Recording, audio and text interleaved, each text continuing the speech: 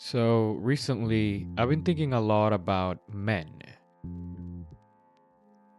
The Alex Garland movie, Men. I loved the movie the first time I watched it. I thought it was a very unique experience. Kind of like with Annihilation, both movies just give me this uncomfortable feeling that feels like a punch in the gut. And for some reason, that's just the mood I found myself in a few days back when I decided to rewatch the movie. Second view, still great. Matter of fact, for how simple the movie is, I found some new readings to be given to the story. I thought of aspects and decisions of it that I hadn't thought of before. So I went ahead and looked online to see what was the conversation around the movie. You know, that's what we're all about in this channel. And the rabbit hole that I fell into was surprising. Turns out this movie is very divisive.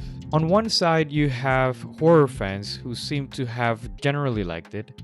Critics were split, and then there was this whole section of the internet just coming from this societal reading of the movie. These people were approaching it as if the thesis was, how does the existence of this movie and its message impact the people watching it? What do I mean by that? A lot of people criticize Alex Garland's intention with the movie, expressing to have understood it as a lukewarm to mediocre attempt at feminism. One of the most stupid and funniest, I'll admit, comments that I saw were saying that Alex Garland came off as a pick-me type of guy for criticizing other men or most men in the movie, but naturally excluding himself out of that criticism. For more insight, you can go watch the video Men Writing Women on Alex Garland by Girl on Film. For one, it's a really good video, and two, she did a great job explaining the whole thing. She concluded in her video, as I did, that this is not a fair reading of the movie. Quoting myself and only myself, I believe it to be a poor reading of the movie. A childish reading of the movie. Mind you, it's not a super complex story.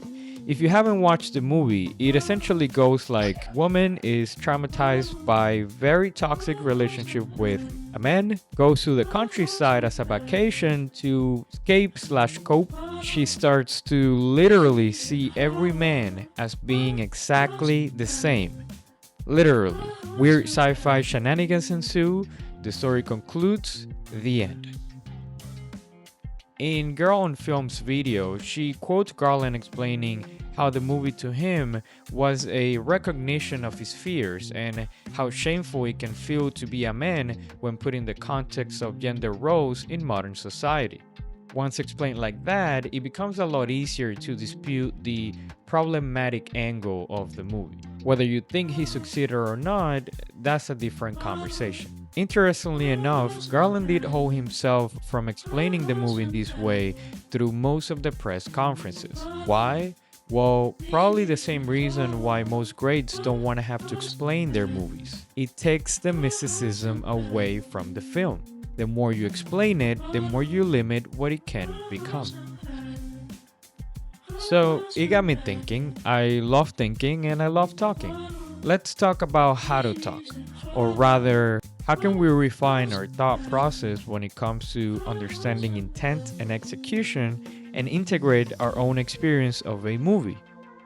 How does one develop art literacy, or more specifically, film literacy?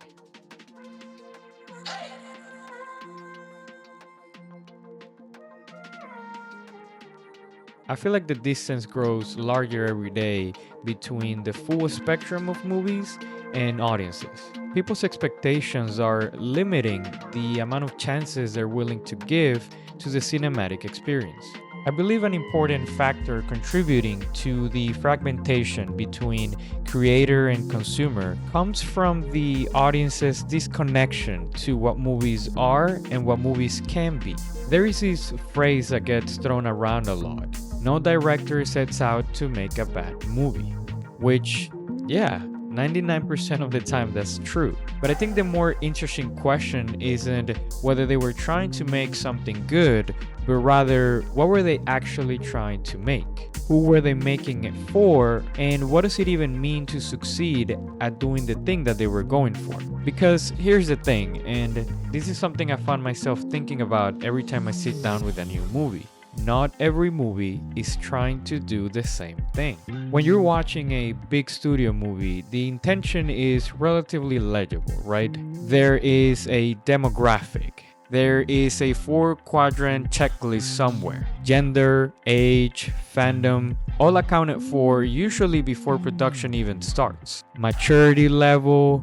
There is a difference between making a movie for all ages and making movies for kids. Like, for example, can we really judge a Mario movie and a Marvel movie under the same critical framework? Yes, of course we can, because they're both made for men babies.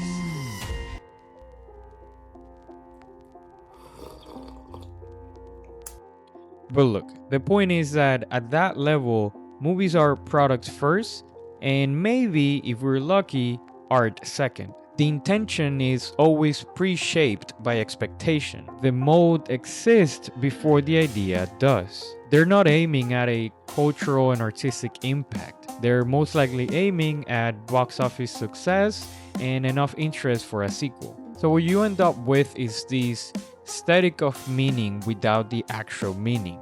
Good guys are good, bad guys are a little right sometimes, and against all odds, Tom Cruise can always do the impossible. It's a facade, it's superficial, it's fine for what it is, you just can't ask more of it than it was designed to give. These movies lack complexity by default. Now, when it comes to independent cinema, and I mean this broadly, like any movie where the creator was allowed to reach into their chest and create a vision without the rigidity of studio involvement. Independent cinema, it's a different animal entirely. The intent here has no rules. Messages come from a very personal place. The hope is that someone out there will receive the message the same way that it was sent. That somewhere in an audience, someone will feel exactly what the creator felt when they made the movie. And what success looks like is relative to the filmmaker's ambition. David Lynch, for example, is someone that spent his entire career using confusion as his primary cinematic tool. Not confusion as a failure of clarity, but confusion as a deliberate emotional state he wanted you to sit inside of. That's a guy saying, I want you to not understand these. I want the not understanding to be the experience. Movies like Lynch's tell the story through an emotional through line, where meaning doesn't have to arrive immediately. It doesn't have to be cognitively recognized at the moment. It can leave your body for a week and then suddenly surface when you're in the shower on a post-Taco Tuesday clarity mode. It's not a fault of the movie, on the contrary, that's the whole point. Messages hit harder when they come from somewhere raw, when they come from someone that actually needed to make the thing, who needed to communicate something that they only saw possible to communicate through cinema. But, and here's where it becomes antithetical to the whole idea of business, those messages become less explicit, less obvious. They stop being said and they start to be shown. And they need to get communicated through cinema's most special tool, the cinematic language.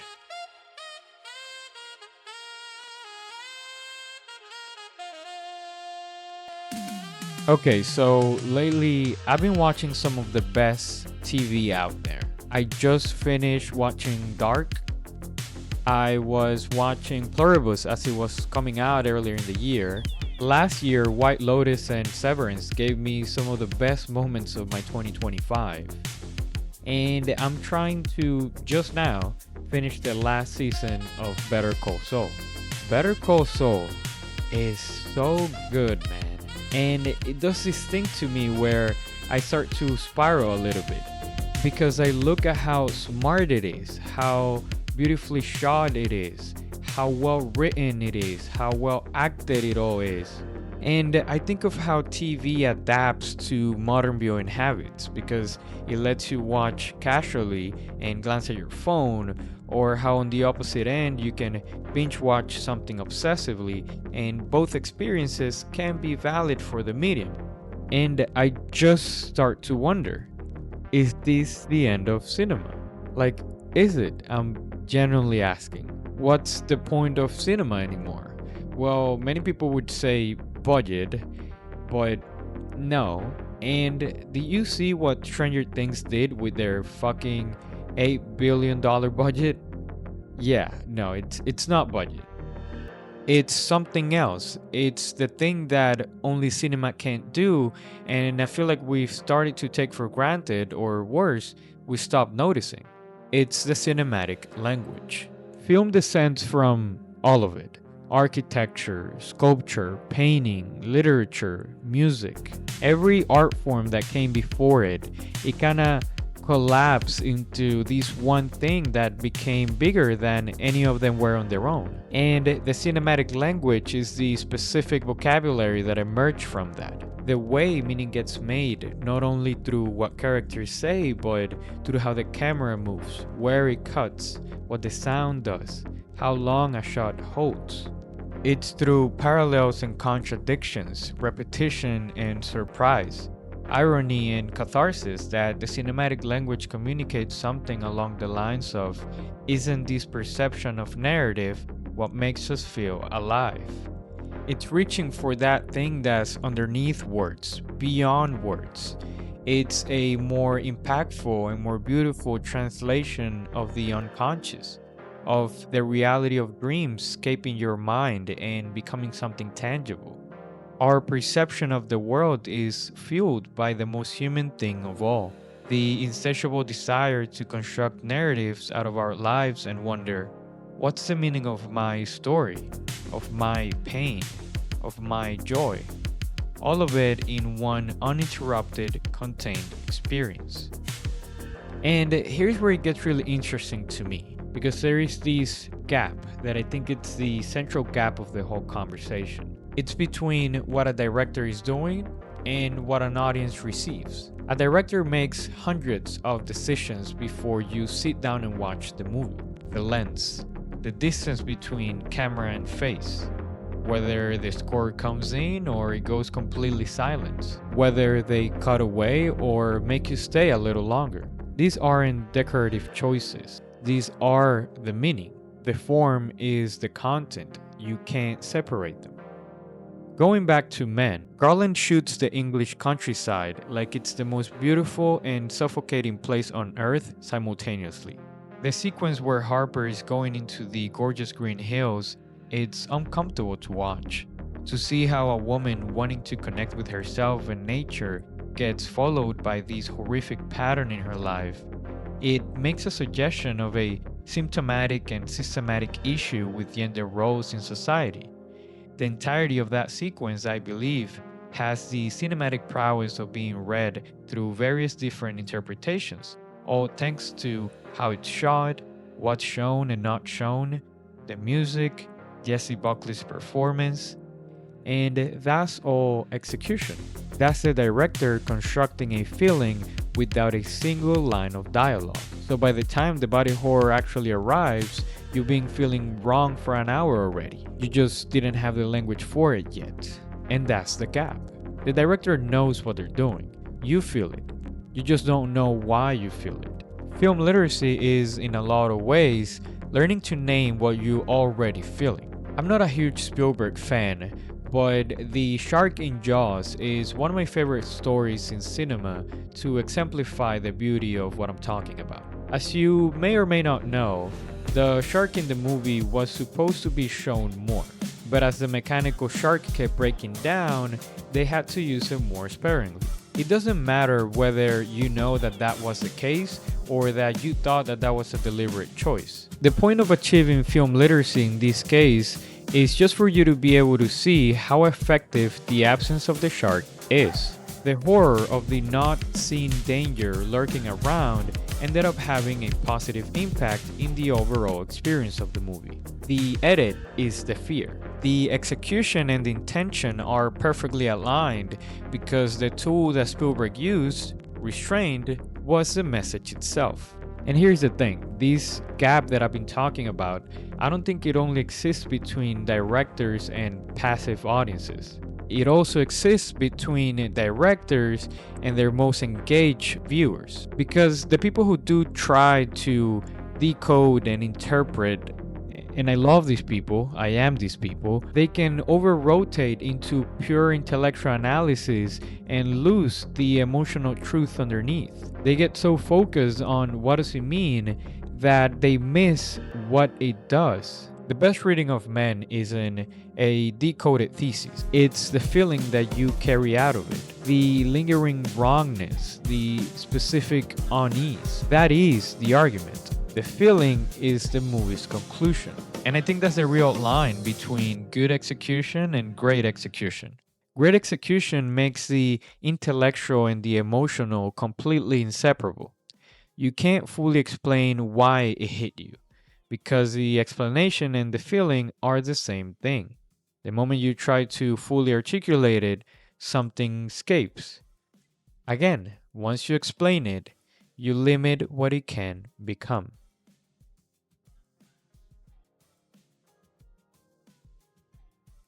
Let me ask you something. Think of the last movie that genuinely stuck with you. Not the last one you thought was good, but the last one that stayed. The one you kept thinking about after. Now, you think you could actually tell me why it hit you? Like, actually, why? Not the plot, not the acting was great, but why that movie, that story, landed in your body the way it did. What I think Garland did, and what I think the best movies do, is let the image and the feeling of the movie take over the narrative. At some point, the story becomes a backdrop to the experience, and what you're left with isn't a conclusion you think, it's a conclusion you feel. And this is where the personal part comes in, because the medium has evolved, and so has the way we process it.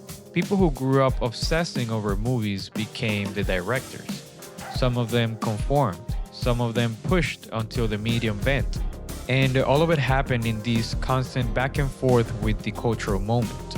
Art reflecting the times being reshaped by the art. But here is something I keep coming back to, and I genuinely think this is something that we've lost a little. Not everything has to be put into words. I think we've built this whole ecosystem around explaining movies. Videos that tell you what happened, what does it mean, what the director really intended. And look, some of that content is great. I watch it, I make it. But somewhere along the way, understanding a movie started to mean being able to produce a coherent verbal explanation of it. And I think that's a trap, because a movie can do something to you that you will never be able to fully explain. And that's not a failure of your intelligence. That's the movie working exactly as intended. The goal was never for you to decode it. The goal was for the movie to be able to reach somewhere inside you that your conscious mind doesn't have full access to. Film literacy isn't just knowledge. It's not just watching a lot of movies, although do watch a lot of movies. It's the single best thing that you can do. But it is also about emotional availability. It's the willingness to let something land before you can decide what you feel about it. It's knowing yourself well enough to recognize when a movie is showing you something about yourself you hadn't seen before. It requires a kind of honesty that's harder than having the right opinion about a movie. It requires you to sit with, I don't know why this made me feel a certain way, and not immediately run to the internet to see what is it that you're supposed to think. That's the actual work, the one that you do on yourself. So, over 100 years of cinema, and the most powerful thing about it, this language built from every other art form, this medium that can reach into you and find things you didn't know were there, has become the main thing audiences are resistant to. Audiences that don't want to be challenged, audiences that don't have enough patience, audiences that don't read anymore. So what do? I don't like it when filmmakers say, and this is what cinema should be. Because, well, there is not one thing that is supposed to be. But personally, the main thing I want movies to be is an experience. In my subjectivity, I look for movies to represent an experience for me. I strongly believe this is where the future of cinema lies. Having the pictures and especially the sound wrap around the individual watching. with stories and emotions that find you where you are and don't let you leave the same way you came in. That's what we need, a more intimate contract with the person watching. Maybe Men isn't for everybody, but what it does for me, what it achieves as an experience, is to put me inside the skin of someone whose life I would never get to live. And through that, maybe I get a little closer to understanding something I have no direct access to. What does it feel like to be a woman navigating this current society? Not as a concept, but as a feeling. That's why I love Gaspar Noé's movies, but that's a conversation for another day. I love how in all those comments against Men, you find people saying, this isn't new or interesting, we already know these. Then what's your fight about? If we all know these, what are you trying to say? Look, Letterboxd people, you were so focused on looking for meaning that you stopped at the most superficial layer of the movie. I remember watching the trailer for this movie at the theater. I remember I was a little confused, but I was like, hell yeah, man, new Alex Garland movie. Then I see the title and I remember just laughing out loud. I was like, oh, okay, no subtlety here whatsoever. She's literally seeing every man as being exactly the same. The title to me is a joke. Like, it can't be any less subtle than that. The overtness, it's part of its basic premise. The idea is for you to allow the movie to be a movie, not a political statement, not a call for attention from Garland to women. The problem isn't that people didn't like a movie. It's that they showed up already knowing what they wanted it to be, or else. Next time, just sit with it. Let it land. Let the movie that's telling you something that you already know show you the shape of it in a new way. That's all art is ever doing anyways, showing you the shape of something that you already felt but couldn't fully express in words. And that's enough. That's more than enough. Ultimately, watch more movies, as many as you can, from as many places and time periods and traditions as you can find.